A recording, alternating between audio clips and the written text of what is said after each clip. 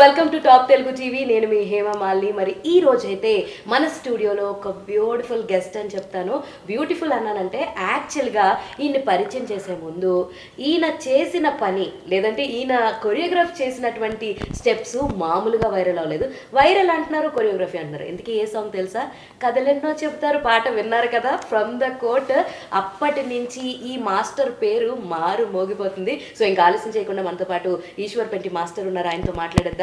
Hello, నమస్తే. Hi, నమస్తే. అమ్మా, సో చెప్పండి, first of all after court life ఎలా టర్న్ అయింది? అసలు బిఫోర్ కోర్ట్ లైఫ్ ఎలా ఉందంటే ఏం చెప్తారు?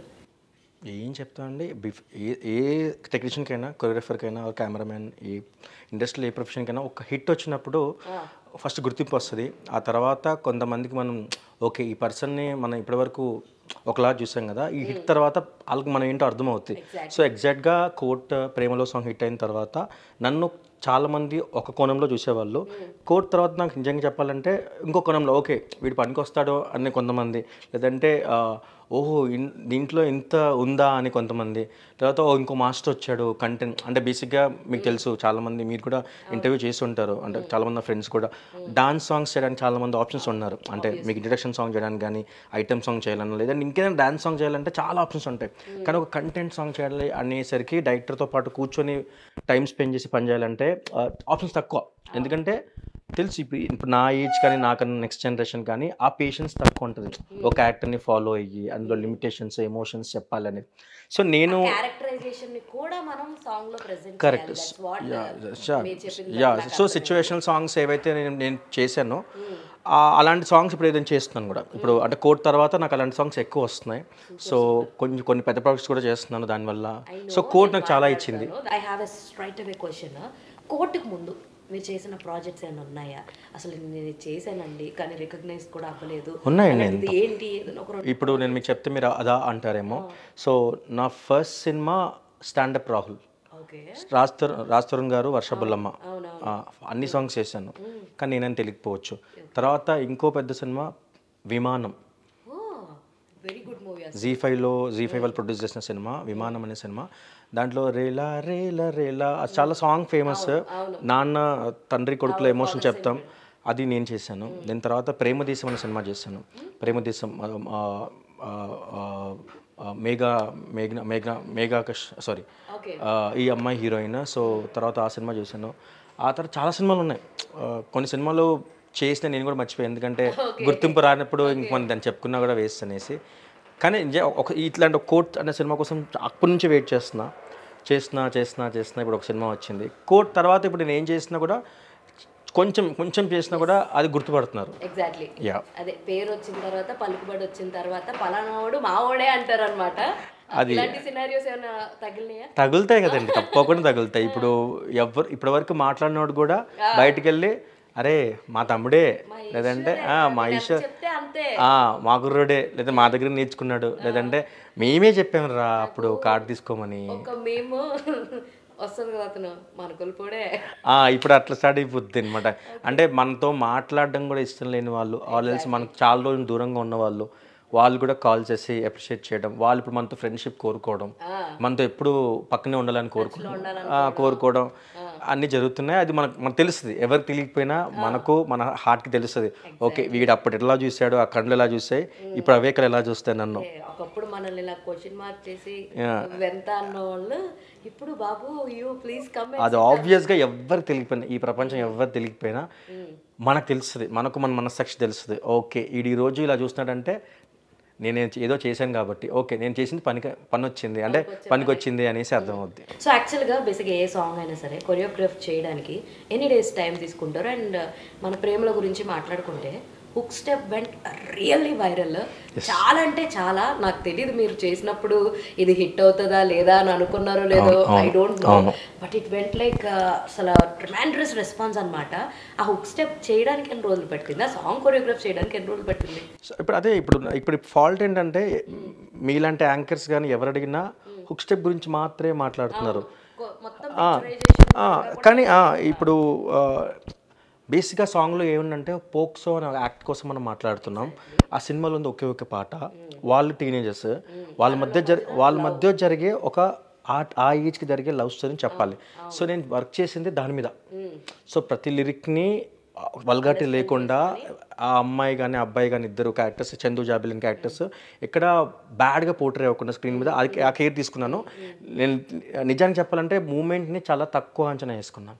అంటే కథలలో చెప్పడానికి హుక్ స్టెప్ కావాలి, కానీ ఈ కథలో హుక్ స్టెప్ అంత ఇంపార్టెంట్ కాదేమో, ఇది కథ ఎక్కువ ఇంపార్టెన్స్ కదా అనేసి నేను అనుకున్నాను. ఎందుకంటే డైరెక్టర్తో మాట్లాడుతున్నప్పుడు నాకు అదే ఇంజెక్ట్ చేసేట్టు అనిపించింది. ఒకే సాంగ్ ఉంది, నాని గారు కానీ దీప్తి మేడం అందరూ ఈ సాంగ్ కోసమే ఉన్నారు, విజయ్ బుల్గన్ గారు కానీ ఇప్పుడు రాసిన పూర్ణాచారి గారు అందరికీ ఒకదాని మీద ఇప్పుడు ఇది విజువల్లీ ఏం లేకపోతే సినిమా ఈ సాంగ్కి ముందు ఈ సాంగ్ తర్వాత సినిమా చాలా క్రూషియల్ ఉంది కదా, మీ సినిమా చూస్తుంటారు. సో నేను దాని మీద ఫోకస్ ఎక్కువ చేశాను. ప్రతి లైన్ కనబడాలి, ఈ వల్గర్ లేకుండా డాన్స్ కానీ ఏం చేసినా కూడా. కానీ హుక్ స్టెప్ మీరు నమ్మండి, మామూలుగా ఏ డ్యాన్స్ సాంగ్ సరే ఒక 4 ఆప్షన్స్ వేస్తాం. 4 ఆప్షన్స్ వేసి దాంట్లో ఏది బెటర్ ఉందో చూడండి డైరెక్టర్ గారు అని చెప్పి డైరెక్టర్కి చూపిస్తాం, లేదా టీంకి చూపిస్తాం. ఎవరికి హీరోకి ఎవరికో చూపించి ఏది బెటర్ ఉందో అడుగుతాం జడ్జ్మెంట్. దీనికి అది ఏమీ లేవు. వెళ్ళాము, బీచ్ దగ్గరికి వెళ్ళాము, స్టూడియో కూడా ప్రాక్టీస్ లాంటిది ఏం లేదు. డైరెక్ట్గా ఫస్ట్ డే ఆఫ్ షూట్కి వెళ్ళాము. ఫస్ట్ షూట్ చేసింది గుర్రం షాట్, కథలెన్నో చెప్పారు, అది చేసాం. సెకండ్ షూట్ చేసింది మూమెంట్. ఎలాగంటే అనగనగా ఒక రాజకుమారుడు. సో అదే ఇప్పుడు దాంట్లో ఏంటంటే చందు జాబిలి వెనకాల బీచ్ పక్కన ఆ స్లో మోషన్లో వెళ్తా ఉంటే వల్గట్టిగా ఉంటుంది, రాజులా క్వీన్ అది అయిపోయింది. అక్కడ చాలా బాగా నాకు చిన్న హోప్ వచ్చింది, అరే బాగా వస్తున్నారు సాంగ్ అని.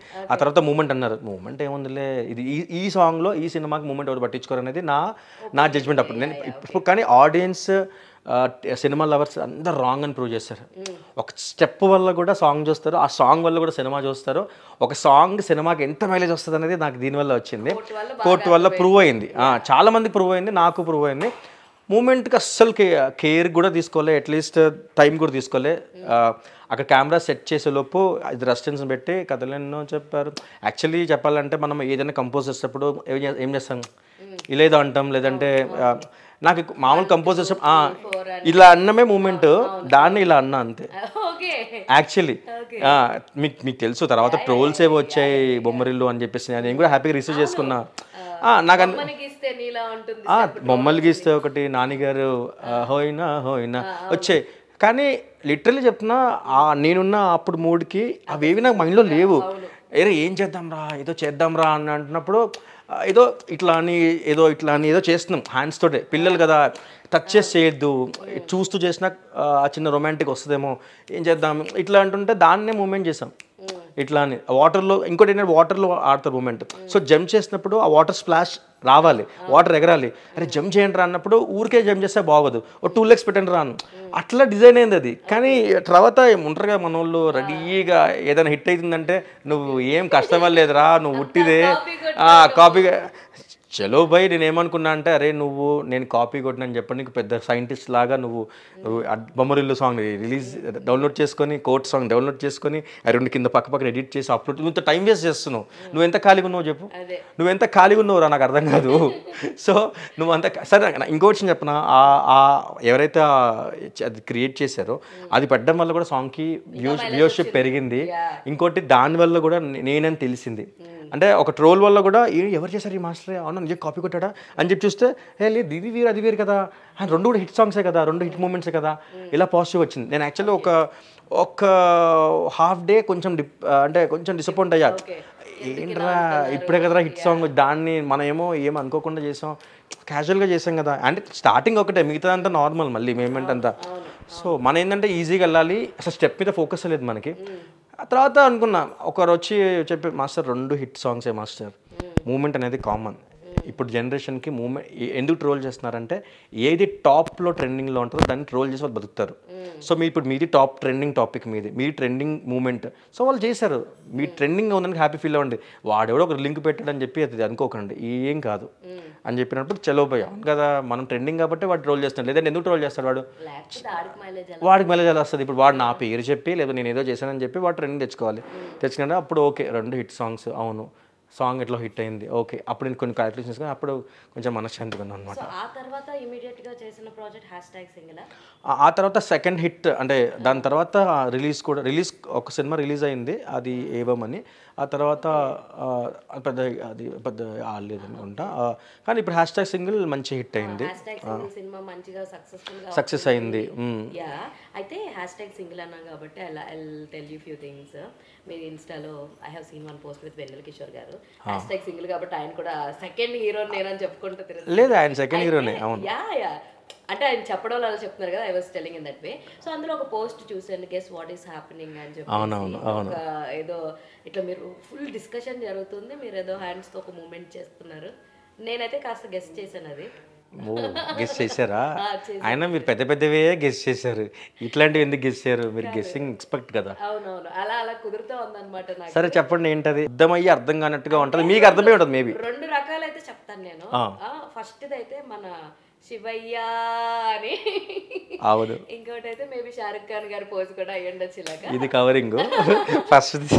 యాక్చువల్లీ #సింగిల్ మానిటైజ్ చేస్తున్నప్పుడు టెర్రస్ మీద ఒక చిన్న మానిటైజ్ సీక్వెన్స్ చేస్తున్నాం. దాని దగ్గర అది అప్పుడే విష్ణు గారిది, నాకు విష్ణు గారిని చాలా రెస్పెక్ట్, కాకపోతే అప్పటికే చాలా ట్రోల్స్ చేసి ఉన్నాయి. సరే, మన ఇంటెన్షన్ నవ్వించడమే. సార్ వెన్నెల కిషోర్ గారి ఇంటెన్షన్ కూడా ప్యూర్గా ఎంత సార్ వెన్నెల కిషోర్ గారి కానీ శ్రీ విష్ణు గారి కానీ ఒక పాయింట్ వరకు తీసుకెళ్ళి నవ్విద్దామని చూస్తూ ఉంటారు. సో మేము ఒక నార్మల్ మానిటర్ జరుగుతుందని, ఇట్లా ఒక అమ్మాయిని ఊహించుకుంటాడు, పట్టుకుంటే వెన్నెల కిషోర్ ఉంటారు అనమాట. సో అది ఒక రెగ్యులర్ మానిటర్ జరుగుతుంది. అక్కడ పట్టుకున్నప్పుడు శివయ్య అని అంటే బాగుంటుందా అనేది డిస్కషన్ అనమాట. అది యాక్చువల్లీ లేదు, కానీ డిస్కషన్ చేసినప్పుడు అది అలా సార్ ఇలా ఉంటే బాగుంటుంది, మేబీ ఇలా నేను ఇలా చెప్పడం వల్ల మీకు గుర్తుపట్టారేమో అనుకుంటా. సో అది ఫన్గా వెళ్ళింది, చాలా మంచి ఎక్స్పీరియన్స్ అది. ఆ సినిమా అంతా మంచి ఎక్స్పీరియన్స్. మీరు ఇంకోటి చూస్తుంటే ఇవానా గారితో ఒక డాన్సింగ్ ఉంటుంది దాంట్లో. ఇంకొకటి అడగడం మర్చిపోయాను, మీ మొత్తం ప్రొఫైల్ చూసుకుంటే ఎక్కువ అమ్మాయిలే కనబడుతున్నారు రీల్స్ లో పరంగా. అంటే ఏంటి, లైక్ ఆఫ్టర్ హిట్ వల్లలాగా, లేదంటే ఏంటి ఏంటి ఏం జరుగుతుంది? లేదు అంటే నేను ఇప్పుడు చెప్పాను కదా, నేను చేసేది కంటెంట్ సాంగ్స్, లవ్ సాంగ్స్. నేను ఎట్లాగో అబ్బాయిని కదా, సో ఇప్పుడు ఇంకో అమ్మాయితో చేస్తే నాకు అంటే ఇన్స్టాలో కానీ సోషల్ మీడియాలో కానీ ఒక చిన్న ఫేమ్ అనేది కోరుకుంటాం కదా. సో ఆ చిన్న ఫేమ్ కోసం ఆ సినిమాలో వర్క్ చేసిన యాక్ట్రెస్ ఆర్ సినిమాలో పనిచేసిన యాక్టర్ హీరోతో కానీ నేను చేద్దామని చూస్తున్నాను. కాకపోతే మీరు అన్నట్టు అది ఏంటో తెలియదు, కానీ బ్యాక్ టు బ్యాక్ అన్ని హీరోయిన్స్తో కుదిరింది. దిల్రుబా, ఉమా, డియర్ ఉమా, కోట్, తర్వాత ఇప్పుడు షష్టిపూర్తి కూడా. అప్కమింగ్ ప్రాజెక్ట్స్ అదే మాట్లాడదాం అనుకుంటున్నాను. So upcoming Shashtipoorthi is a prestigious project అని చెప్పాలి, ఎందుకంటే ఇళయరాజా గారు ఒక మ్యూజిక్ అందించడం, కీరవాణి గారు కొన్ని పాటలు రాయడం. So it's like most prestigious project అని చెప్పాలి. అప్కమింగ్ లో చెప్పాలి అంటే ఫస్ట్ ఉంది షష్టిపూర్తి. సో ఇందులో కూడా మీరు చాలా సాంగ్స్, సింగిల్ కార్డ్ కాదండి, 3 సాంగ్స్ చేశాను. May 30, ఇప్పుడు May 30కి రిలీజ్ అవబోతుంది ఇళయరాజా గారి మ్యూజిక్. ఫస్ట్ నాకు షష్టిపూర్తి అన్నప్పుడు ఇదేంటి పెద్ద ఏదో ఒక పెద్దోళ్ళ టైటిల్, ఏదో ఆ నలుగురు కైండ్ ఆఫ్ సినిమానేమో. రాజేంద్ర ప్రసాద్ గారు, పాత అర్చన గారు వీళ్ళంతా చెప్పినప్పుడు ఓకే మనం ఏం చేయగలం తెలీదు. నేనే వెళ్ళాను యాక్చువల్ ఆఫీస్కి, షష్టిపూర్తి తెలిసిన తర్వాత మళ్ళీ డైరెక్టర్ పిలిచాడు, అయిపోయింది. బయటకు వచ్చినప్పుడు నేను బయట కూర్చొని వెయిట్ చేస్తుంటే బయట పోస్టర్లో ఇళయరాజా, తోటతరణి, ఇళయరాజా గారు, తోటతరణి గారు, రామ్ రెడ్డి గారు, ఇట్లా నా సీనియర్స్, స్వర్ణ మాస్టర్, నిక్సన్ మాస్టర్ అని పెద్ద పెద్ద పేర్లు ఉన్నాయి. ఓకే ఇప్పుడు ఎందుకులే మనం బయలుదేరదాం అనేసి వెళ్ళినప్పుడు టక్కని డైరెక్టర్ పిలుస్తున్నారని చెప్పినట్టు పిలిచిన పని అవదేమో ఇంకెందుకులే మనం అనేస్తే సార్ లోపలికి వెళ్ళిన తర్వాత వాళ్ళు కంటెంట్ చెప్పడం స్టార్ట్ చేసినప్పుడు అనిపించింది మనకు కూడా స్కోప్ ఉందని. సో ఫస్ట్ ఒక సాంగ్ ఏంటంటే ఒక సాంగ్ రిలీజ్ అయింది, ఆ సాంగ్ చేశారు, రిలీజ్ అయింది, బాగా వైరల్ వెళ్తుంది. ఆ సాంగ్ తర్వాత ఇప్పుడు మొన్న ఒక సాంగ్ రిలీజ్ అయింది, రాత్రంతా రచ్చే అని.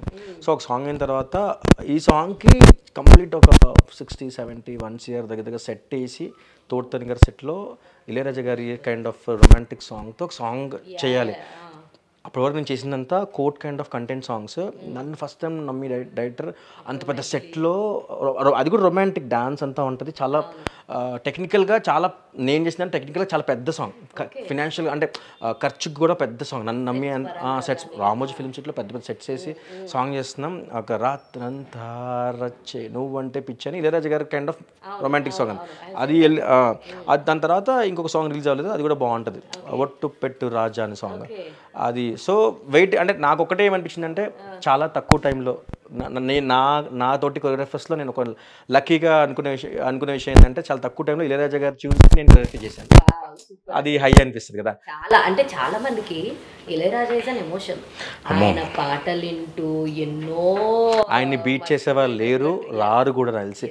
ఆయన అంటే ఆయన నుంచి నేర్చుకొని చేయడం తప్ప ఆయన దాటుకొని ఆయనకన్నా లేరు, రారు, అందరికి తెలుసు అది. అయితే ఇంకొకటి లైక్ మీ like upcoming line of projects కూడా చాలా చాలా బాగున్నాయి యాక్చువల్లీ. హుక్ స్టెప్స్ రాజా అనేస్తాను నేనైతే. Eeshwar is like hook steps Raja, ఎందుకంటే ఇంకో హుక్ స్టెప్ కూడా బాగా ఫేమస్ అయింది రాహుల్ విజయ్ గారిది. అది కేల్కతం దర్వాజా బంద్.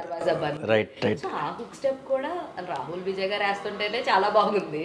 సో మీరిద్దరు కలిపి కూడా చేసినట్టు ఒక రీల్ చేసాము. అవును, ఏదో ఏదో ఏదో జరిగనే ఏదలోపల అనే సాంగ్ కాలర్ అట్లా ఉంటుంది అనమాట.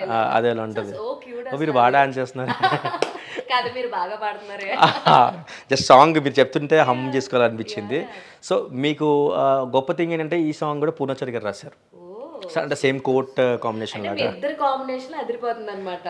అది అంటే మేము రిలీజ్ అవుతున్నాం, ఎవరన్నా ఇండస్ట్రీలో కొంతమంది ఎవరైనా పెద్దవాళ్ళు రిలీజ్ అదే బాగుంటుంది. ఎందుకంటే ఆట పాట రాసిన వాళ్ళు అలాగే చేసిన వాళ్ళు క్రియేటివ్ వాళ్ళు ఇద్దరు క్రియేటర్స్. మీ ఇద్దరు కాంబినేషన్ అదిరిపోయిందంటే సెట్ అయింది, చూడడానికి కూడా అదిరిపోతుంది. సినిమా చాలా బాగుంటుందండి. అంటే కేల్కతం దర్వాజా బంద్ అనేది ఒక తెలంగాణ రూరల్ బ్యాక్గ్రౌండ్లో జరిగే ఒక ఫన్ స్టోరీ. దాంట్లో అన్ని సాంగ్స్ నేను చేశాను. కమింగ్ సాంగ్స్ నాకు హోప్ ఏంటంటే కోట్ ఎలా అయితే నాకు పేరు తెచ్చిపెట్టిందో అలాంటి ఒక టూ సాంగ్స్ ఉన్నాయి. దాంట్లో ఒక సాంగ్ మాత్రం గట్టి నమ్మకం ఉంది. అది కనుక బయటికి వస్తే అంటే ఒక ఉంటుంది కదా మనం చేసేటప్పుడు కాన్ఫిడెన్స్. Single cut. అండ్ ఆ తర్వాత ఒక రీల్ చూసా, మన సత్యరాజ్ గారు బార్బరిక్ ది సార్ మన స్టెప్ సార్ ఇలా సార్ ఇలా సార్ అని నేను చెప్తుంటే అవును ఆయన కథలెన్నో చెప్పారు. అవును, ఇక్కడ దాకా ఫీవర్ పాస్ అయిందంటేనే మీకు అసలు చాలా అసలు మైలేజ్ థింగ్ అది. అవును, నాకు ఆ రోజు చాలా హ్యాపీ అనిపించింది. సత్యరాజ్ గారు అండ్ ఆ స్టెప్ సంగతి ఏంటి, అది కూడా హుక్ మరి అందరినీ హుక్ చేస్తుందా? దీంట్లో కూడా త్రిబాణధారి బార్బరిక్ అనే సినిమా ఒక pink kind of cinema. Amitabh Bachchan గారి పింక్ అలాంటి ఒక serious content driven cinema. So Sathyaraj గారితో వర్కింగ్ ఎక్స్పీరియన్స్ చెప్పాలంటే ఆయన ఏజ్ పట్టించుకోడు. నేను మాస్టర్ కాబట్టి ఆయన సార్ అని పిలుస్తాను, నేను ఆయన సార్ పిలుస్తాను, ఆయన సార్ పిలుస్తాను. సెట్లో అందరినీ అంటే ఆయన నేర్చుకోవచ్చు పెద్దవాళ్ళు. అంటే ఒక ఎక్స్పీరియన్స్ పర్సన్ నుంచి ఏం నేర్చుకోవచ్చు అంటే ఫస్ట్ డిసిప్లిన్ నేర్చుకోవాలి. అంటే ఆయనే అంత ఇప్పుడు కట్టప్ప అని మనం ఒక పేరుతో అంటాం. పెద్ద పెద్ద సినిమాలు ఇంటర్నేషనల్ లెవెల్లో హిందీ తెలుగు అన్ని సినిమాల్లో చేశాడు. పాన్ ఇండియా స్టార్ అయినా ఒకప్పుడు మంచి హీరో. అలాంటి వాళ్ళు ఇప్పుడు చూసి ఇప్పుడు సినిమా చేస్తున్నప్పుడు వామ్మో ఆయనే అలా ఉండాలంటే మనం ఇంకెలా ఉండాలరా, మనం ఓవర్ యాక్షన్ చేస్తూ ఉంటాం ఎందుకని చెప్పి ఓవర్ యాక్షన్ చేయకుండా ఆయనతో మాట్లాడుతున్నప్పుడు కానీ యాక్చువల్లీ మనం ఏదైనా చెప్తే వింటాడు. మనకు ఒక రోగం ఉండేది ఉంటుంది అంటే మాట్లాడుతున్నప్పుడు మనం కూడా వాగుతాం, వినేది ఉండదు మనకి. ఆయన దగ్గర నేను ఫస్ట్ నేర్చుకుంది ఏంటంటే ఎవరైనా మాట్లాడుతున్నప్పుడు నోరు మూసుకొని వినాలి, నూరు మూసుకొని వినాలి అనేది నాకు తర్వాత అర్థం. ఓకే, ఈయన నేను చెప్పేది ఒక చిన్న మోంటాజ్, దాన్ని ఎక్కువ డీటెయిల్ చెప్తా, నాకు తెలుస్తూ ఉంటుంది, కానీ అది ఎక్కువ ఫీడ్ ఇవ్వాలని చెప్పేసి ఆయనకి అంత అవసరం లేదు. ఆయన ఆయన పెద్ద పెద్ద సినిమాలో మంచి అంత పెద్ద కంటెంట్ చేసి, కానీ నేను చెప్తా ఉంటే ఆయన ఎంత ఓపిక వింటాడంటే సార్ ఓకే సార్ వింటా ఉంటాను, నేను ఏదో చెప్తున్నట్టు. సరే విన్న తర్వాత ఆయన అనుకుని చేసేస్తాడు. కానీ అప్పుడు నేను చాలా సింగిల్ కట్ చేసినప్పుడు నాకు చాలా రిలీజ్ ఏంటంటే ఎవరైనా చెప్తున్నప్పుడు వినాలని నేర్చుకున్నా. ఆ తర్వాత కంటెంట్ ఇప్పుడు దాంట్లో ఒక తాత మనవరాలు కైండ్ ఆఫ్ సాంగ్ ఉంటుంది. అనగా అనగా అనగా మొదలైనదిలే మరలా అనే ఒక సాంగ్ ఉంటుంది. ఆ సాంగ్లో తాత మనవరాలు ఎమోషన్. సో చెప్తున్నప్పుడు దాంట్లో మంచి ఎమోషనల్ స్టఫ్ అంతా ఉంది. ఆ సాంగ్ ఇప్పుడు చాలా ట్రెండ్ కదా, ఇప్పుడు రీల్స్ చేస్తేనే సాంగ్ వైరల్ అవుద్ది, ఇన్ఫ్లుయెన్సర్స్తో చెప్పాలి అనేది. సో ఆయన కూడా దింపారు రీల్స్కి. నాకు ఫోన్ వచ్చింది ప్రొడక్షన్ నుంచి, మాస్టర్ రీల్స్ చేయాలి సార్. నేను ఏమొస్తాను సార్ రీల్స్ ఇన్ఫ్లుయెన్సర్స్తో, సినిమాలో సాంగ్ చేసినాను మళ్ళీ మీరు రీల్స్ దగ్గర తీసుకొని అది మీరు ఇన్ఫ్లుయెన్సర్స్ చాలా పర్ఫెక్ట్ సార్, దాంట్లో వాళ్ళే ఎక్స్పర్ట్, ఇంకా మనం చెప్పే అవసరం లేదంటే లేదు మాస్టర్ సత్యరాజ్ గారు కూడా వస్తున్నారు. సత్యరాజ్ గారికి రీల్స్ దింపుతున్నారా మీరు అనుకున్నా. ఇదేంటి సత్యరాజ్ గారు ఆయన అంత పెద్ద ఎక్స్పీరియన్స్ పర్సన్, ఇప్పుడు రీల్స్ కోసం ఆయన ఎలా వస్తున్నాడు? లేదు మాస్టర్ వస్తున్నారు తాజ్ డెక్కన్లో విత్ సినిమాలో నా గెటప్తో వస్తున్నారు అని చెప్పేసి. అంటే టాప్ మోస్ట్ ఇన్ఫ్లుయెన్స్ ఎవరైతే ఉన్నారో అందరితో రీల్స్ జరుగుతున్నాయి. ఒక దాంట్లో ఒక మూమెంట్ మనం కూడా చేద్దాం అనేసి ఊరికి న్యాచురల్గా చెప్తుంటే ఆయన ఎంత స్పాంటనిటీ అంటే సరే ఒక బార్బరిక్ మూమెంట్ చేద్దామని చెప్పి అంటే ఆయన కథలు ఎన్నో చెప్పారు. నేను ఇదేంటి ఇంత ఆయనకు కూడా రీచ్. అప్పుడు నేను యాజ్ హ్యాపీ ఫీల్ ఏంటంటే ఓ సత్యరాజ్ గారు రీచ్ అయింది అది. అసలు ఆయన ఆ ఏజ్లో ఆయన ఇలా అండ వెళ్ళిపోతున్నప్పుడు సెట్ అంటే అక్కడ ఉన్న ఇన్ఫ్లుయెన్సెస్ కానీ ఆ కెమెరామెన్ వచ్చేసి ఇనేంటి ఆయన చూసి ఒక నిమిషం షాక్. ఆయన వెళ్ళిపోయాడు. ఆయన ఎక్స్పెక్ట్ చేయలేదు. మీరు కెమెరా చూస్తే ఆయన ఇలాగే ఉంటాడు. ఆయన వెళ్ళిపోతాను తెలియదు. అలా తిప్పి వచ్చాయన్నమాట.